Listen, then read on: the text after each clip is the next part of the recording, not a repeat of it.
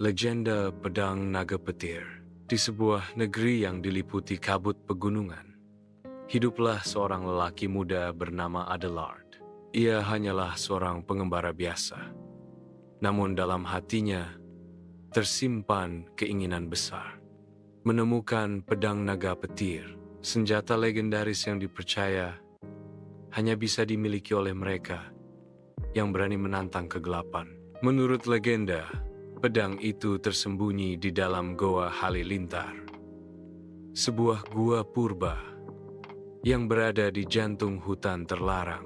Diceritakan, siapapun yang mampu menguasainya akan mendapatkan kekuatan naga petir, mampu mengendalikan badai, dan mendengar bisikan guru langit. Perjalanan menuju Goa Adelard menapaki jalan panjang, melewati jurang, sungai deras, hingga hutan yang dihuni binatang buas.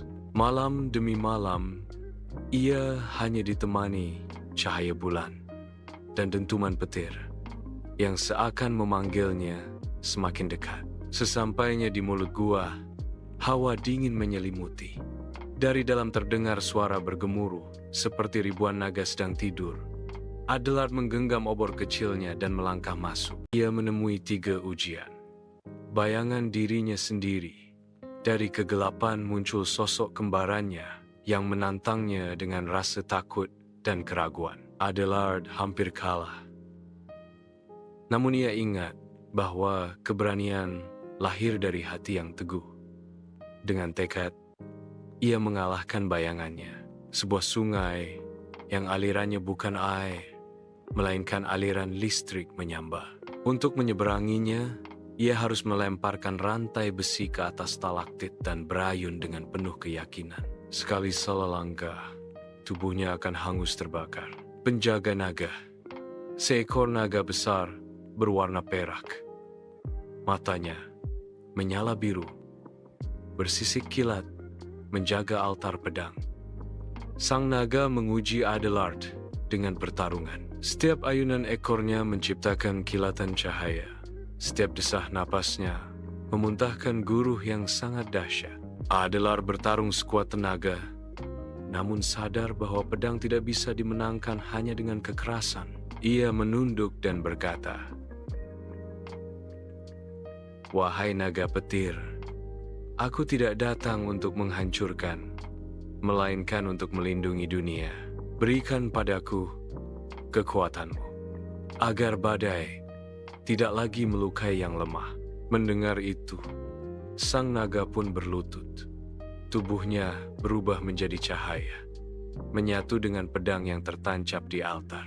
Adelard menggenggam gagang pedang itu.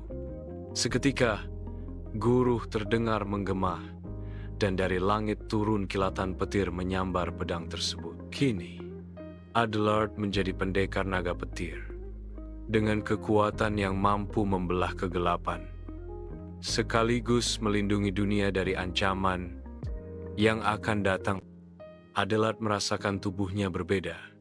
Darahnya seperti dialiri aliran listrik, dan matanya bisa menangkap kilatan cahaya sekecil apapun. Saat ia mengayunkan pedang, petir menyambar dari langit mengikuti gerakannya.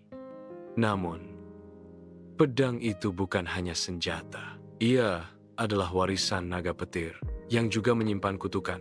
Siapapun yang tidak mampu mengendalikan amarah akan ditelan oleh badai itu sendiri. Kabar mengenai Adelard menyebar cepat. Di negeri utara, seorang penyihir tua bernama Raksanda mendengar berita itu. Ia adalah pemuja kegelapan yang sudah lama mencari cara membangkitkan bayangan badai, entitas purba yang bisa menelan seluruh negeri dalam kegelapan. Raksanda menginginkan pedang naga petir untuk memperkuat sihir hitamnya. Maka ia mengirim pasukan bayangan, prajurit yang lahir dari kabut dan kegelapan, untuk menyerang desa-desa yang dilindungi Adelard. Adelard berusaha menolong. Dengan sekali tebasan pedang, puluhan pasukan bayangan hancur menjadi asap. Namun semakin ia bertarung, semakin ia merasakan amarah badai di dalam dirinya. Setiap kali darahnya mendidih oleh rasa marah, petir yang ia lepaskan menjadi lebih liar. Sampai hampir mengenai warga desa yang tak bersalah, ia mulai bertanya-tanya. Apakah aku benar-benar layak memegang kekuatan ini? Atau aku hanya akan menjadi badai yang tak bisa dibedakan dari musuhku? Suatu malam, dalam mimpinya, naga perak yang dulu menjadi penjaga pedang kembali muncul. Adelard, kekuatan petir bukanlah untuk membakar, melainkan untuk menerangi. Kau harus belajar mendengarkan suara badai, bukan hanya memegang pedangnya. Jika tidak, kau akan ditelan oleh bayangan badai. Adelard terbangun dengan keringat dingin. Ia sadar, perjalanan barunya bukan lagi mencari pedang, melainkan mencari kendali atas kekuatan yang ia miliki. Untuk itu, ia memutuskan melakukan perjalanan ke Gunung Kilat, tempat di mana naga petir pertama kali turun ke bumi. Hanya di sana, ia bisa melakukan ritual penyatuan jiwa dengan pedang. Namun, Raksanda sudah mengetahuinya. Ia menunggu di puncak gunung, siap melakukan pertarungan terakhir untuk merebut pedang naga petir. Langkah Adelard berat, bukan karena tubuhnya lelah, tapi karena badai yang mengamuk di sekeliling gunung. Petir jatuh bagai tombak raksasa. Angin menderu seperti raungan naga. Semakin tinggi ia mendaki, semakin kuat suara pedang bergetar di genggamannya, seakan menuntut untuk dilepaskan. Namun Adelard menahan diri. Ia tahu, sebelum benar-benar menyatu dengan pedang, kekuatan itu bisa saja meledak dan menghancurkannya. Di puncak, di atas altar batu kuno, berdirilah sosok tinggi berjubah hitam. Wajahnya dipenuhi guratan petir merah, matanya menyala seperti bara. Ia adalah Raksanda, penyihir yang telah lama menunggu. Adelard, suara Raksanda bergemuruh seperti diseret dari kedalaman bumi. Pedang itu bukan milikmu.